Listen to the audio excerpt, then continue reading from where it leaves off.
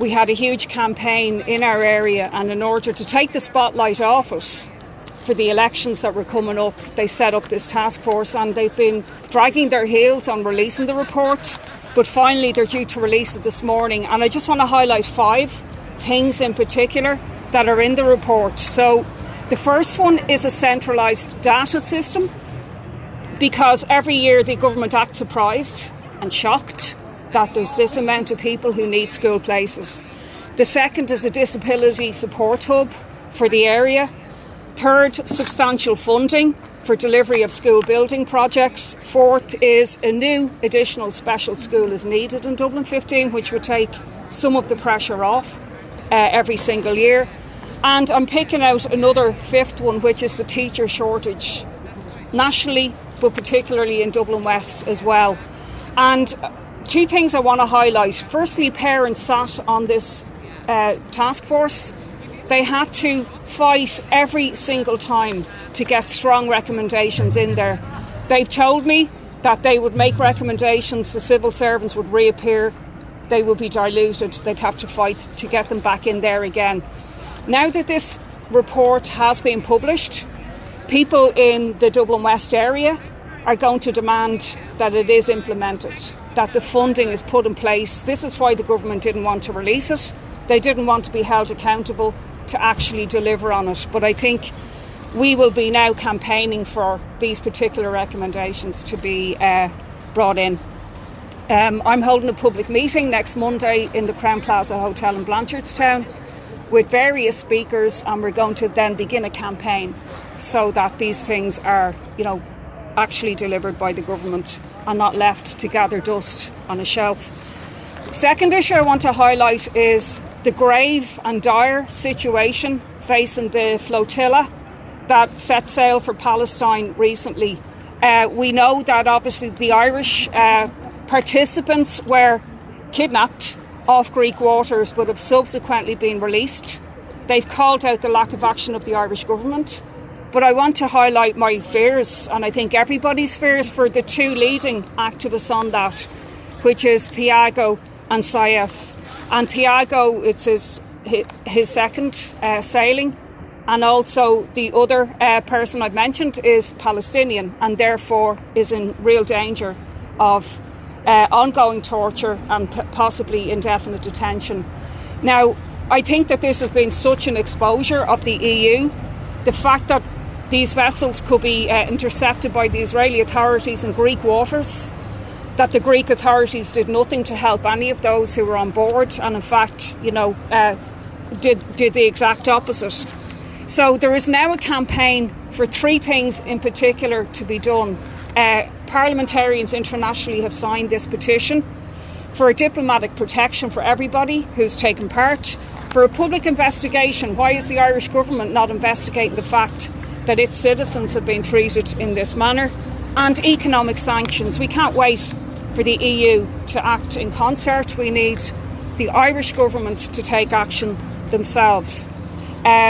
So Thiago and Saif, we are particularly worried, but we definitely won't let this issue die down. And it's also all the more heart-rending that Thiago's mother has died as well while he was on board.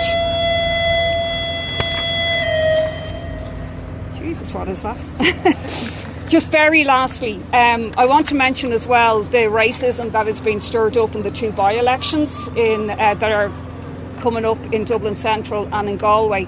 The intervention of the likes of Hutch and Gavin Pepper just calling for people to be detained.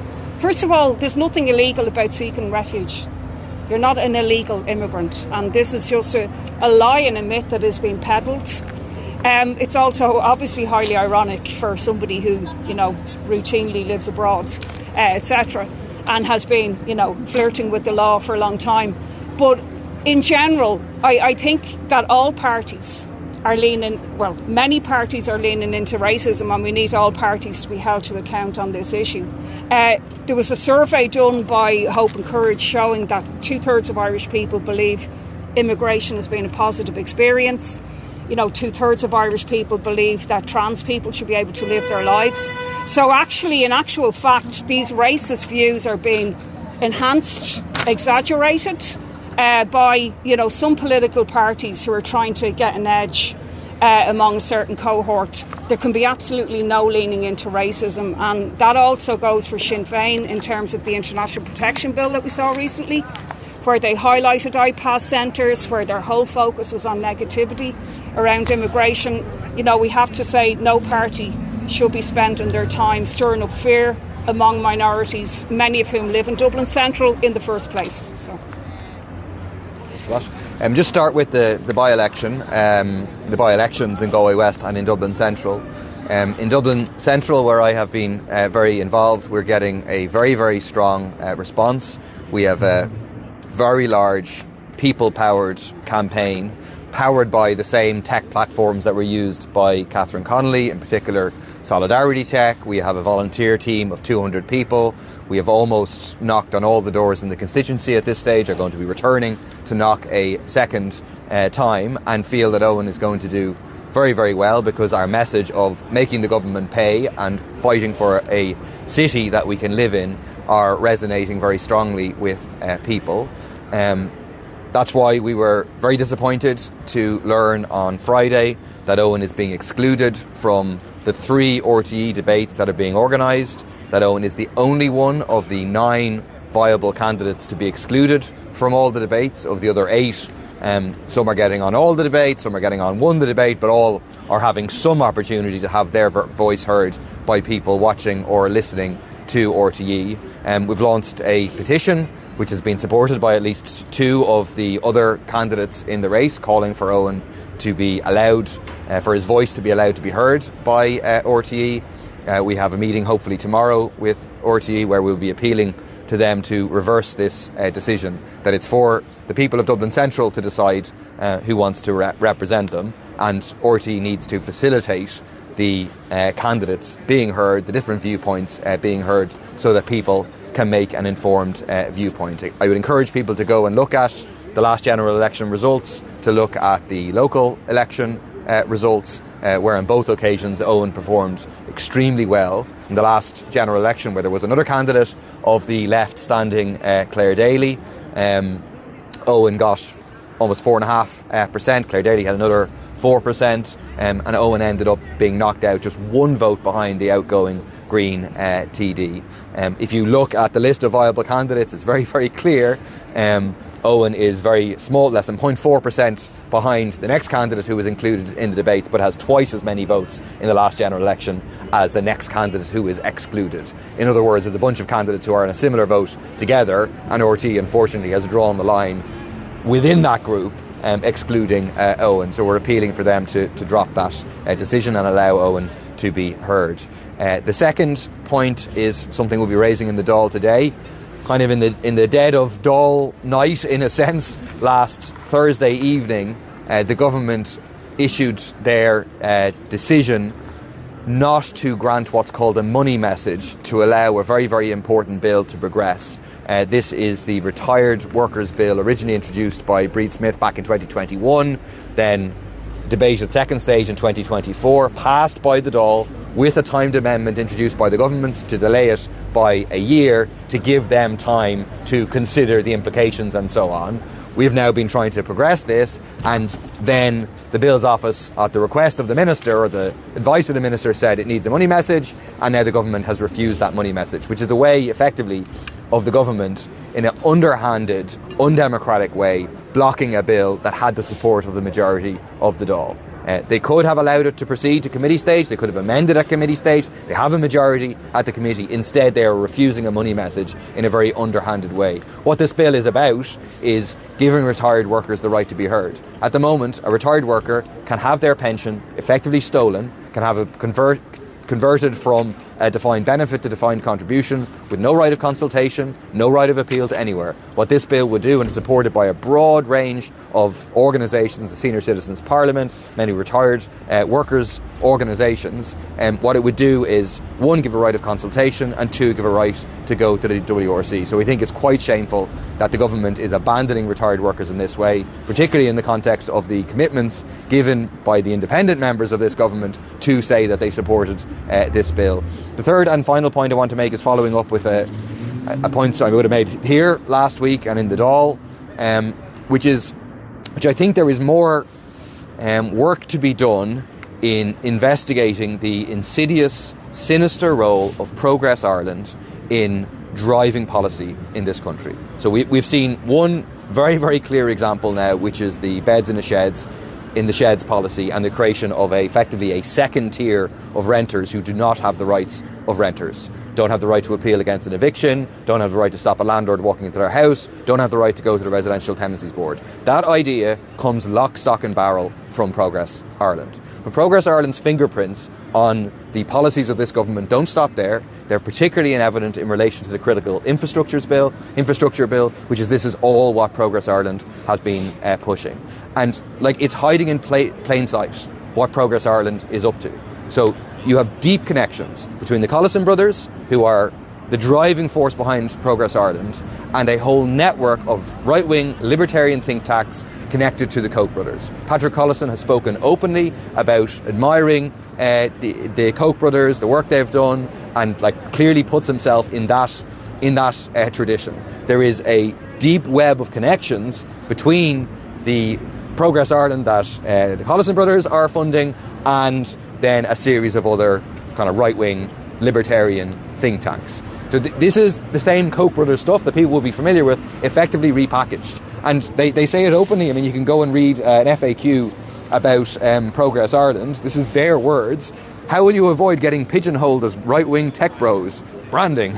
There is little competition among Irish policy organisations. We will brand ourselves in a neutral way that is unobjectionable to left and right. They go on to say, how does Progress Ireland compound over time? Credibility.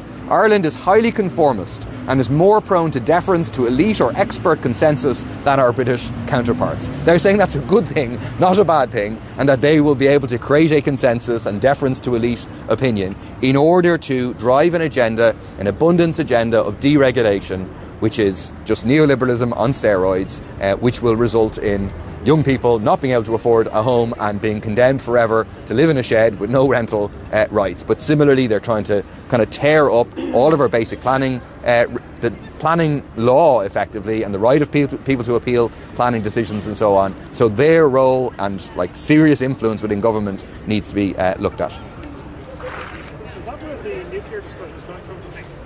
That's a good question. I don't know the answer to that. I actually will go and kind of look into that as to whether they're pushing it. I mean, I think this whole nuclear discussion is absolutely, it's crazy. I mean, it makes no sense for a country like Ireland to develop nuclear.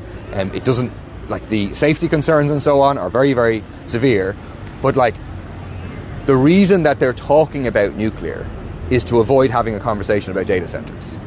You know, if they say, well, don't worry, we'll have these nuclear power plants, which supposedly we're going to have within some sort of time frame of our lifetime when we can't build a children's hospital, is to avoid talking about the fact that where's all our electricity currently going? Well, close to 30% is now going to data centres, and it's effectively telling people that we can continue on this unsustainable track because we have this magical solution of nuclear which has no downsides. It's kind of how they portray it, when that's obviously not the case whatsoever. We need to ramp up renewables. We need state-driven development. I mean, we have less offshore wind power today than we had 20 years ago because it's all been left to the private sector. I've seen various government TDs positively reference Ardnacrusha recently.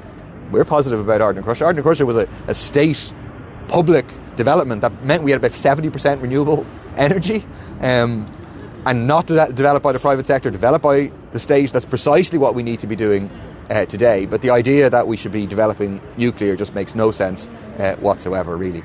Paul, you spoke about the support levels that Eoghan O'Callaghan has enjoyed in various elections. Yet the narrative around Dublin Central the last couple of weeks seems to be that Social Democrats candidate Daniel Ennis is the front runner. Does that frustrate you at all as a representative of one of the smaller left-wing parties? No, it doesn't. I mean, it's fair enough for people to speculate. There'll hopefully be an opinion poll, I think, next Thursday week. I think we're expecting Galway West will get this Thursday and Dublin Central Thursday week. I mean, I think Daniel Ennis is in with a shout of winning. I think there's a number of candidates who have a chance of winning. But I think that Eoghan is going to surprise people with the level of support. And I think it's linked to, he has a tradition now of running in this constituency over a number of elections. He's well known through his music in particular. I mean, we launched his campaign with a gig which had over 350 people at it. He's launching a new album tomorrow. But then in particular his campaigning. Like, our campaigning in relation to the council rents has had a big impact. He has led the campaign to defend what's left of culture in our city. The cobblestone, izakaya, the complex. And I think that all that is... It's like, when we speak to people, a lot of people know who Owen is and have a very positive impression of him. Are you concerned that with the number of small left-wing parties in the field, a right-wing candidate like Ray McAdam could slip through with the vote split on the left? I would eat my hat, and I do have a hat, if Fianna Fáil or Fine Gael win either of the by-elections. I don't think that's going to happen. Of course, like, we pushed for, we're in favour of a vote left, transfer left pact. We think it's very, very important, but I think while in Galway West there's maybe a question mark as to whether, I think ultimately it looks like it'll be a contest between the top candidate of the broad left versus the Independent Ireland contest. I think in Dublin Central I'd be very surprised if it isn't a candidate of the left, but still obviously the transfers are important, and we're encouraging people to vote left and transfer left.